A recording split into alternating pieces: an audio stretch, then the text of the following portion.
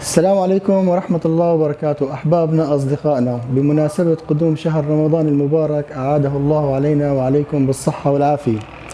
حبيت أحكي بموضوع كثير من الأشخاص والشباب تواصلوا معي، يلي هو بخص ذوي الاحتياجات الخاصة.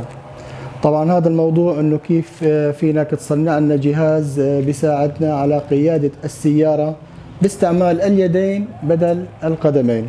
طبعا هلا مثل ما شايفين راح نسوق السيارة. بلشنا بدعسة المازوت مثل ما شايفين من هون، بندوس مازوت، هي نفسها هاي الحركة. طبعا الحمد لله رب العالمين اشتغلت على هذا الموديل، صممت نوعين من الأجهزة، واحد ثابت والثاني متحرك.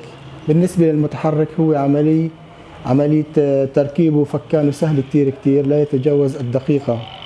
طبعا مثل ما انكم شايفين هدول جهازين اشتغلتهم، راح تشوفون ان شاء الله اثناء القيادة، وعملت عليهم تجربة وكانت امورهم كتير تمام. هلا عم نرجع ارانيه بنستخدمه. طبعا هذا الجهاز متحرك غير ثابت. هلا ركبنا البي مثل ما قلنا لكم، هذا الجهاز بيتطول من هون بيركب على الدعسات من تحت هني بالرام، عملية بالرام وعيارات.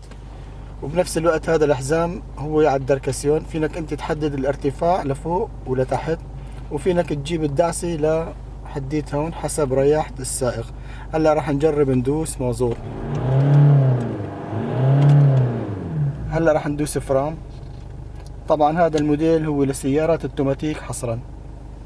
طبعا بهالمناسبة الكريمة بحب اهدي هالعملين هالجهازين لأول شخصين بيحبوا يشرفونا لعنا على المحل بجسر الشغور دون مقابل.